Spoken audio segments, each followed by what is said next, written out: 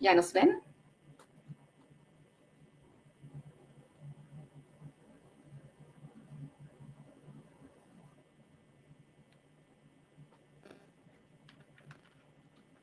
Listo.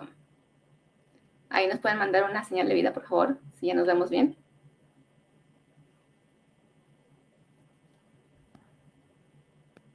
Listo, sí nos vemos. Pues les presento a nuestro siguiente speaker, es Héctor Iván, y él es desarrollador de software, disfruta mucho aprender, actualmente se desarrolla sus habilidades de ingeniería y análisis de datos, y nos va a presentar una práctica que se llama Evita que Python te muerda. Entonces, muy ad hoc, siendo nuestro logo una serpientita. Vamos a ver qué nos cuentas. ¿Cómo evitamos que Python nos pique? Perfecto. Pues hola a todos. Muchas gracias. Antes de empezar, me gustaría un poquito saber sobre qué tan experimentados son en Python, qué tanta experiencia tienen ustedes, porque esta charla pues va a abarcar varios niveles, pero aunque yo tengo varios años haciendo Python, he de reconocer que estos errores a veces todavía me suceden y tengo que estar bastante alerta para no cometerlos. Entonces, esta charla está basada en varios libros de Python que he leído, más mis experiencias en haciendo cosas en Python en el día a día. Entonces, déjenme compartirles mi pantalla con la presentación. Denme un segundito. Y les comparto.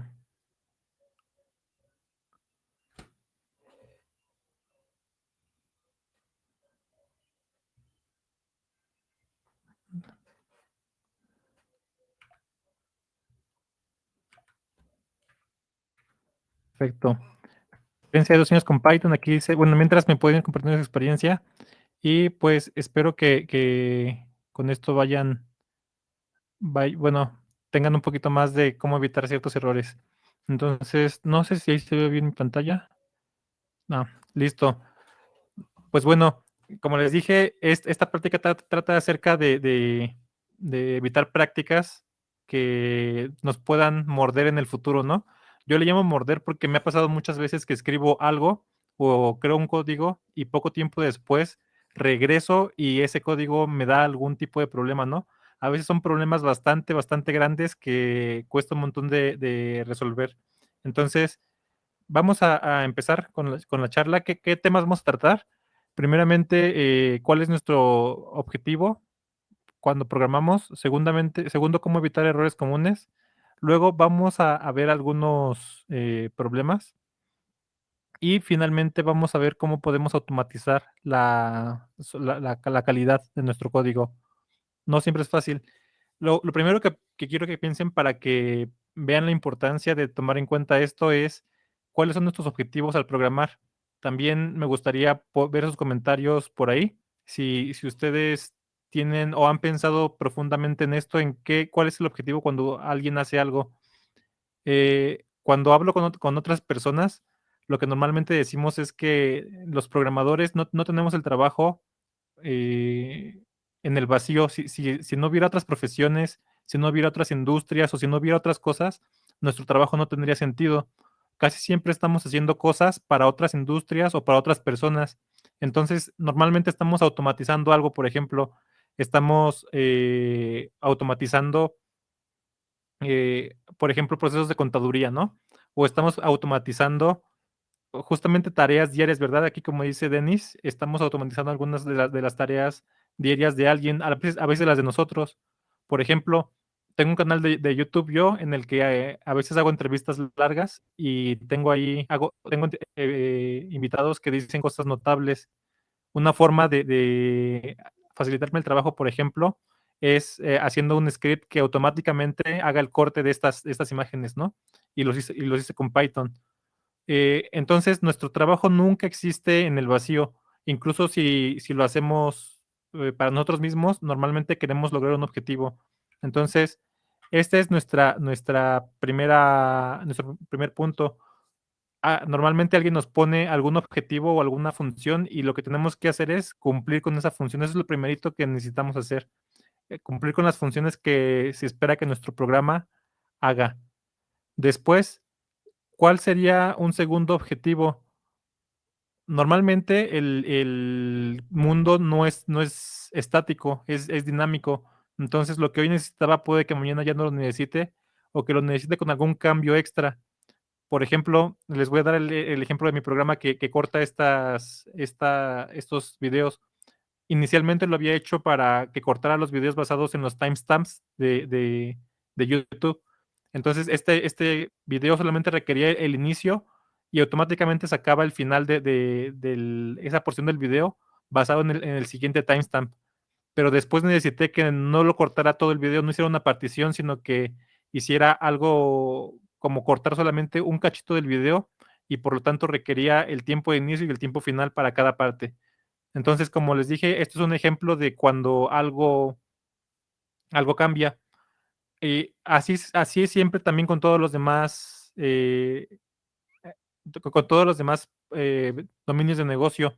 De hecho, se dice que la única constante en el mundo del desarrollo de software es el cambio, ¿verdad?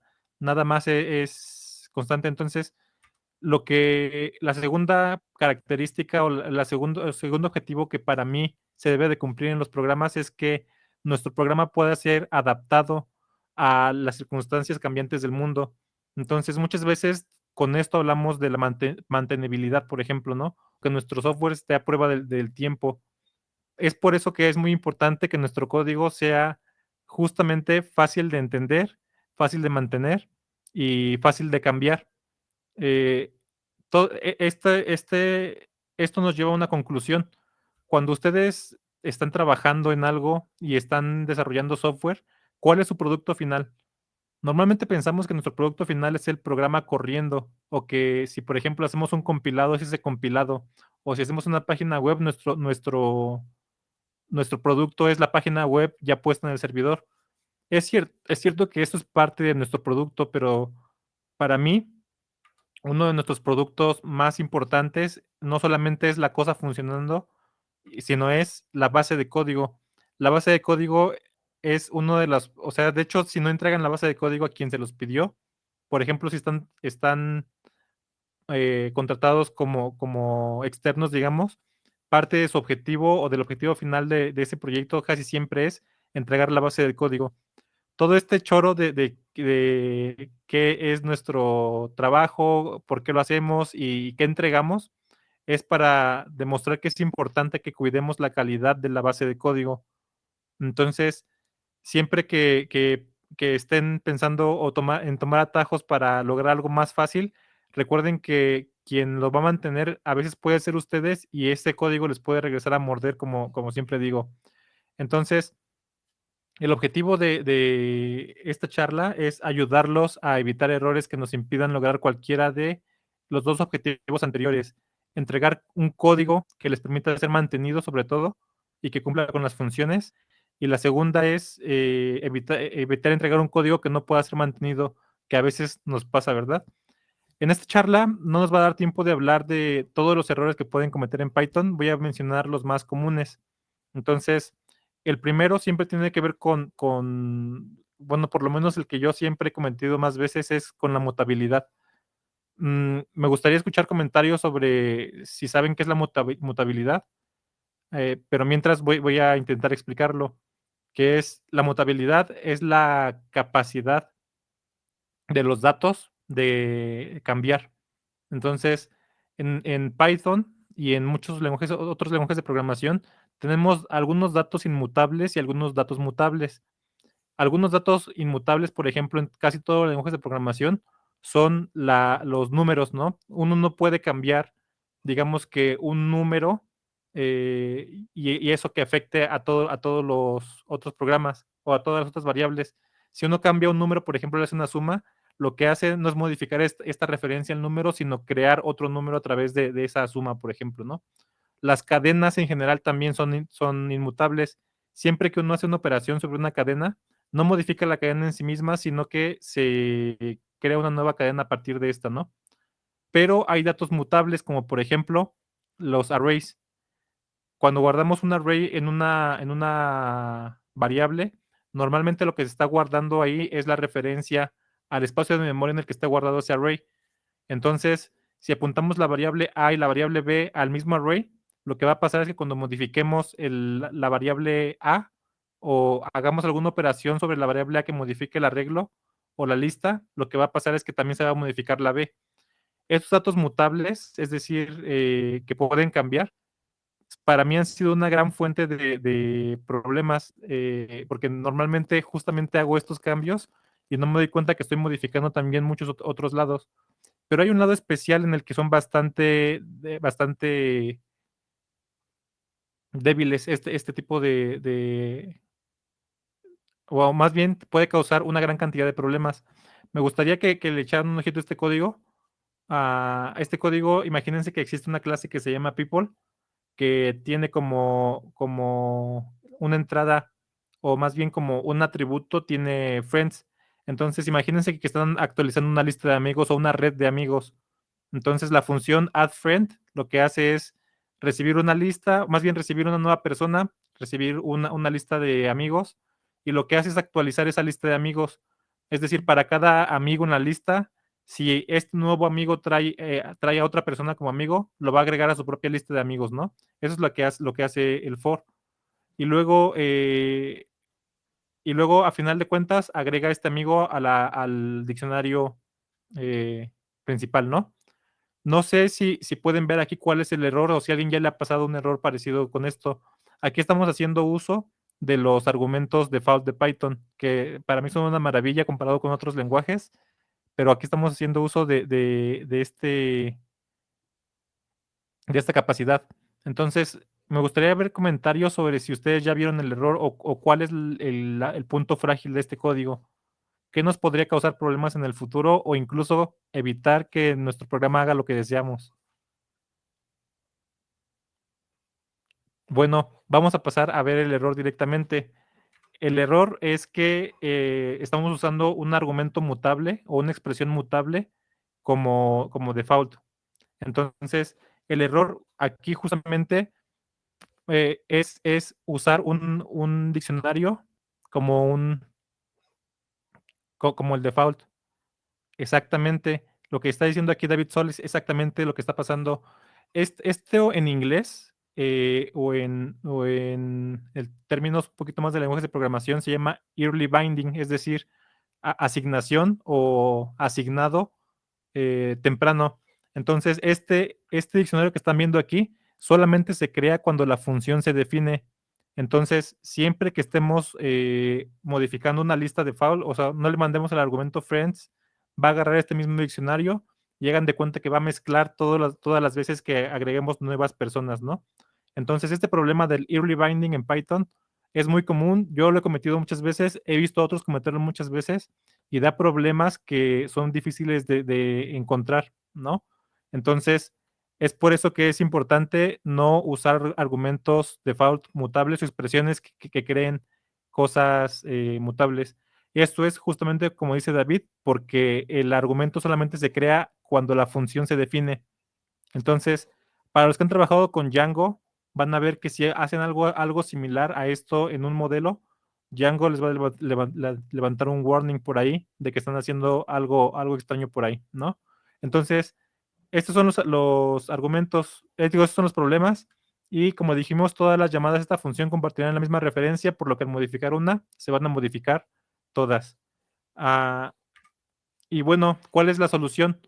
Siempre que se requiera algo mutable como un argumento default, tenemos que hacer una estructura que verifique, bueno, declarar el argumento default como known y luego verificar si el parámetro no está creado, crear el objeto que queremos, ¿no? La forma es así. Entonces, lo malo de la presentación de hoy es que van a ver que casi todas las soluciones requieren más trabajo, pero ese trabajo nos está protegiendo contra errores en nuestro código actualmente o errores en el futuro. Entonces, aquí cambiamos la declaración del diccionario por no y hacemos la verificación de si no tenemos el objeto friends, entonces lo declaramos como un diccionario vacío, ¿no? Al este diccionario vacío estar adentro de la función y dentro del scope de la función, se va a crear uno nuevo cada vez que llamemos la función sin el argumento friends. Entonces, de esa manera nos protegemos. Entonces, recuerden, siempre que vayan a utilizar, lo más normal es usar listas o diccionarios como argumentos default. Siempre que vaya a pasar esto, usen en known y declaren la lista o el diccionario adentro. La siguiente cosa, exacto, David, es mucho más trabajo, primeramente, encontrar el problema y segundo, tenerlo que arreglar, ¿verdad? O peor, cuando se nos va, o sea, cuando no lo detectamos temprano y se nos va a producción, nos puede dar mucho más problemas que estar bien preparados contra esto. Perfecto. Entonces, el siguiente punto que vamos a tratar es sobre serialización de datos o código. Este es algo que probablemente en algún punto de la vida se encuentren. Tenemos que hacer muchas veces serialización de datos cuando tenemos que cachear algo o cuando tenemos que guardar datos para después poder recuperarlos. La serialización consiste en justamente tener datos en un formato, transformarlos a otro formato que después podamos recuperar. A alguien, o más bien una forma fácil de hacerlo y una forma que podría sonar pues, bastante práctica es el módulo Pickle de Python. El módulo Pickle de Python funciona como lo ven aquí y no sé si han tenido la oportunidad de usarlo, pero pues simplemente importamos Pickle. Aquí tengo una clase de objeto una clase de ejemplo que es persona y entonces declaro una persona o creo una instancia de esa persona. Le llamo Héctor. Entonces, hago una serialización de este objeto con Pickle y después cambio esta clase, le agrego el atributo age.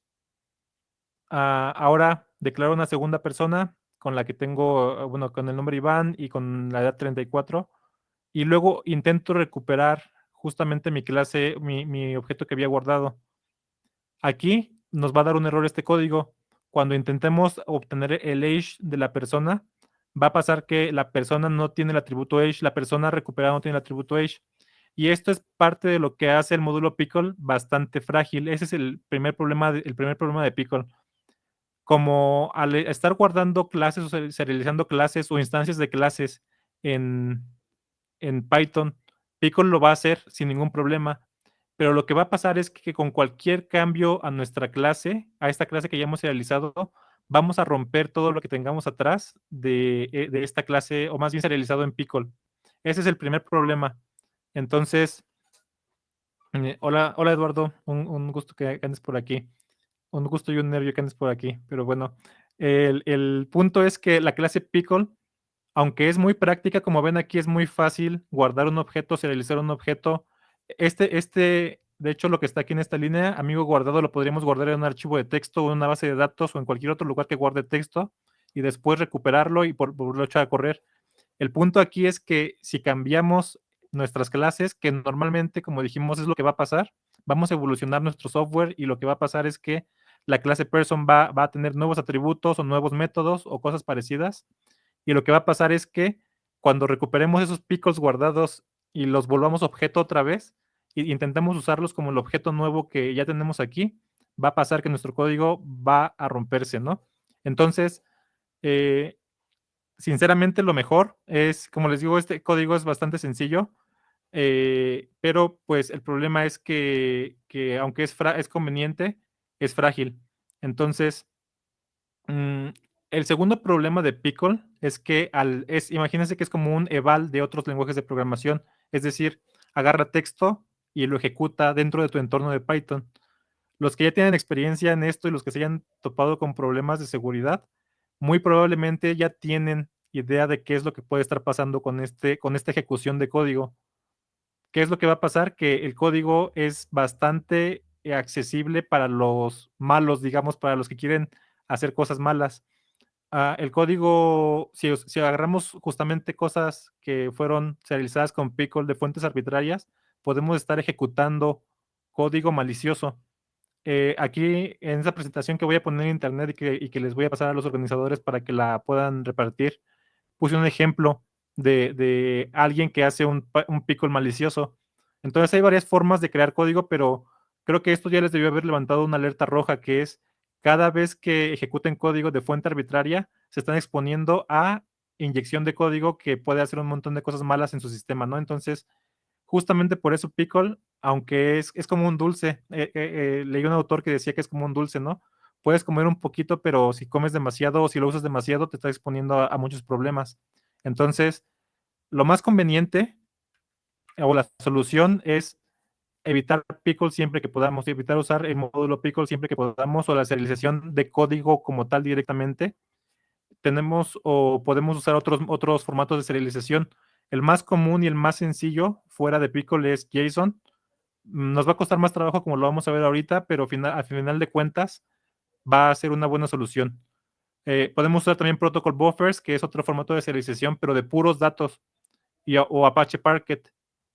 Y va a haber veces que no lo podemos evitar, o que por a estar apurados o por requerimiento de alguna parte del equipo o algo parecido, tenemos que usar Pickle. Lo que tienen que hacer así aquí es asegurarse de nunca estar cargando código de fuentes no confiables, ¿no? O nunca estar cargando serializaciones de fuentes no confiables, porque justamente esa es la manera de abrir la puerta a hackers y gente que quiere hacer cosas no deseables en el código. El autor del libro Intuitive Python dice esto, dice, enfócate en transportar tus datos en vez de tus clases. Con Pickle es justamente eso, te enfocas en transportar clases, agarras clases, las serializas y las mandas, o las guardas o haces algo con ellas. Con otros tipos de serialización, te enfocas en transportar datos. Y justamente este es el ejemplo. Aquí puse, de hecho, más comentarios. Podemos usar la serialización de JSON, pero no podemos serializar el objeto directamente. Si intentan serializarlo directamente con JSON, les va a decir un problema como este objeto no es serializable. Entonces, normalmente lo que serializamos con JSON son diccionarios. Entonces, queremos un diccionario que contenga nuestros datos y luego tenemos que usar o trabajar un poquito más para deserializar eso y ponerlo en un objeto, ¿no? Pero esto va a ayudarnos a dos cosas. Garantizarnos que los objetos que estamos creando son los objetos actuales y que podemos usarlos como siempre. Y segunda, evitar que nos inyecten código que no deseamos, ¿no? Les invito a que le echen un ojo a ese artículo que puse ahí. Lo voy a mandar, les digo, en la presentación y que es bastante interesante. Y bueno, eh, la tercera cosa que vamos a ver bastante rápido, de hecho creo que nos quedan 2 minutos, no sé si estoy en lo correcto, Gabriela, es el orden de los diccionarios. Esto a los que usan Python moderno, o sea, a partir de Python 3.6 o 3.7, que es el de los más usados, se darán cuenta de que Python ya respeta el orden de los diccionarios. Sin embargo, no podemos confiar en eso porque desde antes de Python 3.6, el orden en los diccionarios no se respetaba. Es decir, no se respeta el orden en el que tú vas poniendo los objetos o los datos en tu diccionario. Entonces, para mí es mucho más seguro siempre usar la clase orderedDict por dos cosas. Primeramente, garantiza que independientemente de la versión de Python en la que estés corriendo tu código, va a funcionar como esperas. Y segundo, comunica claramente que para este pedazo de código, el orden en que se insertaron los datos es muy importante.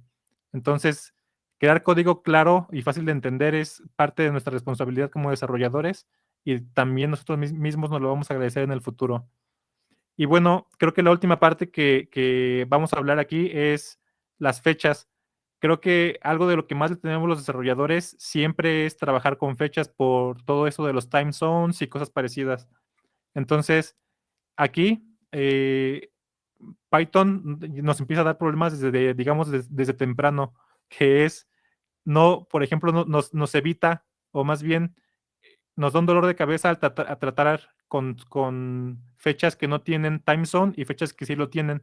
Las fechas ingenuas son las que no tienen time zone, las fechas que sí lo tienen o time aware le dicen, sí tienen la zona horaria.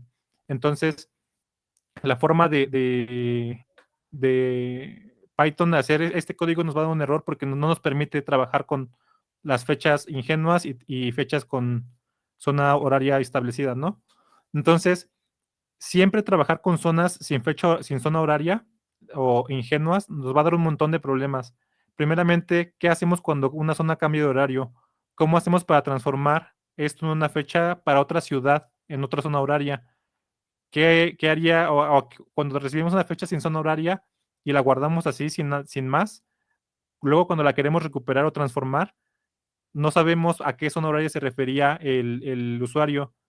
Y finalmente, el cambio de horario da muchos más problemas porque ven que una hora se repite, por ejemplo, entre el cambio de hora entre las 2 de la mañana cuando se cambia el horario. ¿Qué hacemos con ese tiempo? ¿Se repiten, por ejemplo, eventos que teníamos o qué pasa con ellos? Entonces, la siguiente en... Ah, tenemos 15 minutitos más. Entonces, qué bueno. Perfecto. Entonces, la siguiente cosa es, me gustaría también escuchar comentarios de ustedes si han tenido problemas con las zonas horarias, pero este es el primer punto, ¿no? Las zonas, perdón, las fechas que no tienen zona horaria dan un montón de problemas de este estilo. Entonces, ¿qué deberíamos hacer en vez de esto? Pues primeramente, la solución es siempre usar zonas horarias más bien fechas con la zona horaria establecida. Cuando ustedes declaren fechas en su código o cuando instancien alguna fecha, lo que deben hacer siempre es usar el SIME, exacto, David Sol, es usar siempre el time zone UTC, ¿no? Entonces, siempre, siempre, siempre que ustedes traten fechas internamente en sus programas, usen el time zone UTC. Primeramente, eviten siempre que puedan o eviten en todo caso las fechas sin zona horaria, porque eso les va a dar problemas cuando requieran mostrarles a un usuario, por ejemplo, ¿no? Entonces, evítenlas siempre que puedan. El tiempo sin zona horaria, bajo mi recomendación o lo que yo he descubierto es que solamente está usado cuando están segurísimos de que su programa solamente tiene uso local y, por ejemplo, van a medir el tiempo entre dos cosas de muy cercana ocurrencia. Solamente en ese caso son útiles ese tipo de fechas. Es para contar tiempo que están seguros que no va a tratar con gente en otro lugar, por ejemplo, ¿no? Pero normalmente cuando tratamos con usuarios que viven en diferentes partes del mundo, debería de evitarse, ¿no? Entonces, justamente como dice David Sol, lo primero es usar UTC en todos lados. Nunca usen el Daytime Now sin declarar la zona horaria, por ejemplo, sino siempre usen Daytime Now o otras declaraciones de fechas con declarando la zona horaria como UTC, ¿no? Tampoco confíen en su zona horaria local, porque a diferencia de la zona universal o del tiempo universal coordinado que es UTC, las zonas horarias tienen esta cosa maligna, ¿no? Del cambio de horario o del horario de verano. Entonces eso nos puede dar problemas. UTC no tiene ese problema. UTC es el tiempo universal coordinado que no sufre de este tipo de cosas. Bueno, y la segunda cosa, después de declararlos, es siempre que ustedes reciban fechas, tienen que primeramente asegurarse desde dónde las están recibiendo, o sea, desde qué parte del mundo las están recibiendo y bajo qué zona horaria, y agregarles esa zona horaria a sus fechas que reciben. Y finalmente, una vez que se le agregaron, transformarla a UTC para que esté dentro del formato interno. Piénsenlo como una transformación de un formato externo a un formato interno de su programa.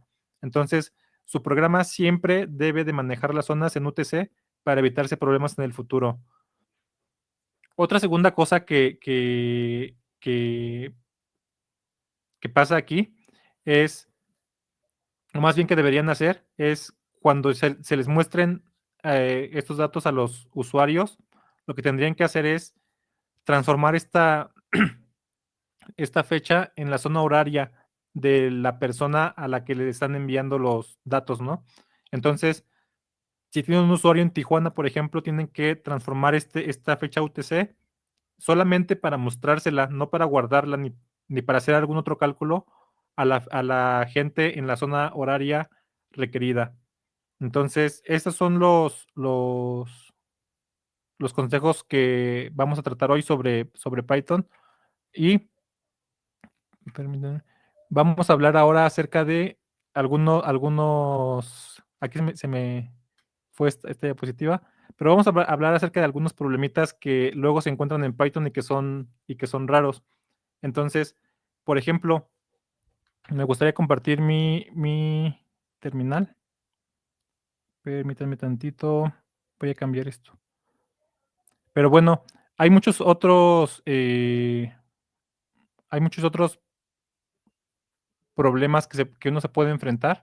Y antes de empezar por ver los watts de Python, no sé si identifican el término de un watt de un lenguaje de programación, pero es cuando hace algo que nosotros esperaríamos que no hiciera. Entonces, la primera cosa que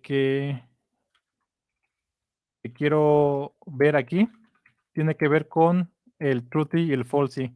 Entonces, les voy a abrir un pedazo de código, permíteme tantito, para mostrarlo directamente. Bueno, y mientras también me gustaría ver de parte en los comentarios, ver si ustedes han enfrentado con algún otro problema de Python que crean que es común y que no, y que otros podrían beneficiarse de saberlo. Justo parece que David Sol tiene bastante experiencia y me gustaría ver si tiene algún ejemplo. Pero bueno, el siguiente código se comporta de manera extraña, o más bien puede comportarse de manera extraña si no correctamente en cómo funciona la función. Entonces, denme un segundito.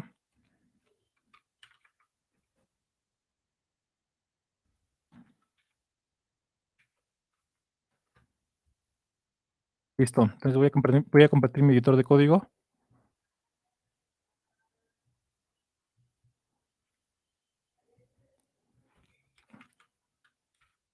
Entonces, imagínense que tienen una cadena de texto, por ejemplo, tienen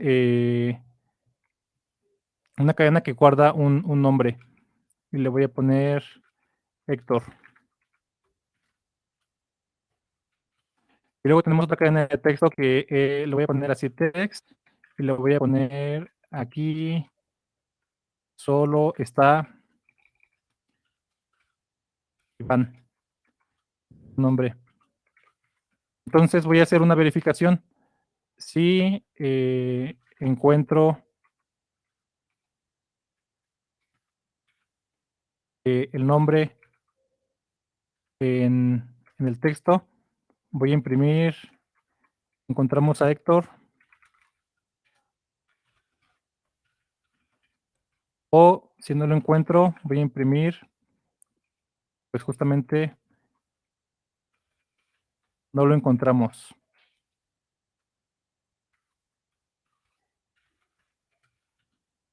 Me gustaría escuchar comentarios sobre qué creen que va a imprimir este código. Permítanme. Dicen que no se ve el código, discúlpenme. Gracias. No sé si ahí se ve bien o lo hago un poquito más grande. ¿Ahí está bien?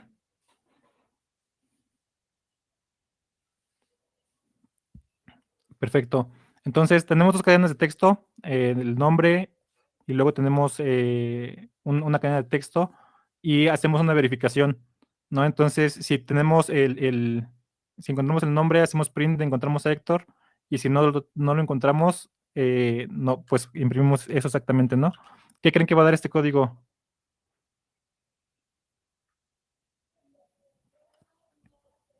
Bueno, yo la primera vez que lo leí, yo creí que iba a imprimir, justamente no lo encontramos, ¿no?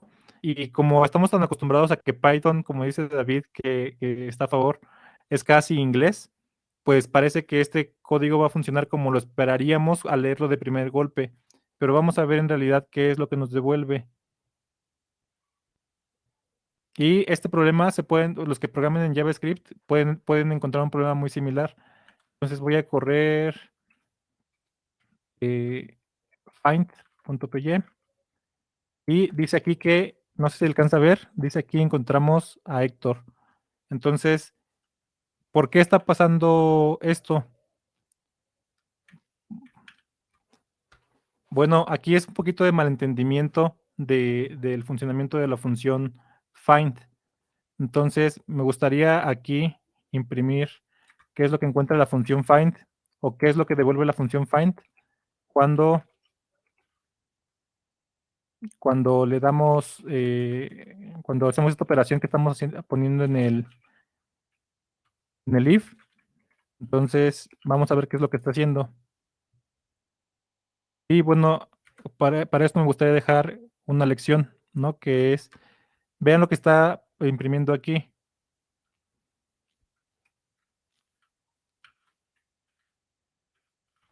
Está imprimiendo un -1, ¿verdad? Y entonces, cuando hacemos un if de -1 en Python, ¿qué es lo que lo está considerando como verdadero? Entonces, por eso les decía que este problema tiene que ver mucho con, como se dice en inglés, el truthiness or falsiness, que es qué valores considera verdaderos Python y qué problemas considera, o qué valores considera falsos Python. Entonces, Python considera solamente unos pocos valores como falsos. El 0, arreglos vacíos, diccionarios vacíos y known los considera como, bueno, y cadenas vacías los considera como falsos. Todo lo demás, incluso números negativos, como en este caso, devuelve verdadero o lo considera verdadero. Entonces, por eso está considerando verdadero esta primera parte y está considerando verdadero aquí y está imprimiendo encontramos a Héctor. Una forma de solucionar esto primeramente hubiera sido conocer mejor la función find, que les digo que en JavaScript funciona muy similar. Lo que devuelve find es el índice en donde encuentra esta cadena. Si no la encuentra, ¿qué devuelve? -1. Entonces, aquí de plano find no es la función correcta para saber si el nombre está en la cadena, ¿no? Una forma de resolverlo hubiera sido if name in text. Entonces, esto sí nos va a devolver lo que esperamos. Permítanme, me equivoqué. Pero bueno, este es solo uno de todos los errores que podemos cometer aquí está, exactamente, no lo encontramos. Esto es uno de los pocos errores o de los errores que podemos cometer por no conocer correctamente cómo funcionan algunas partes de Python, ¿no? Entonces, como recomendación es echar un ojito a la documentación siempre que no estén seguros de algo cómo funciona. Y esto también hubiera podido ser un error difícil de encontrar. Pero bueno, como finalización de esta charla, me gustaría recomendarles justamente que muchas de estas cosas que acabamos de mencionar ahorita y que tenemos que tener en mente se pueden automatizar. Esto que acabamos de ver ahorita exactamente no, pero hay otras cosas que sí se pueden automatizar. Entonces, la primera cosa es la instalación de paquetes que automáticamente verifiquen la calidad de su código. El primero y el más conocido es Flake8. Me gustaría compartírselos por aquí. Entonces, si ustedes están trabajando sin ningún linter o sin ninguna verificación de código o de la calidad de su código, les recomiendo que corran a instalar Flake8. Y Flake8 hagan de cuenta que es una herramienta que permite tener verificación automática de la calidad del código, ¿no? Entonces, Flake8 viene por default con 3 partes, que es verificación de la complejidad ciclomática del código, verificación de cumplimiento de estándares de código como PEP8 y la verificación de ciertos problemas comunes con PyFlakes.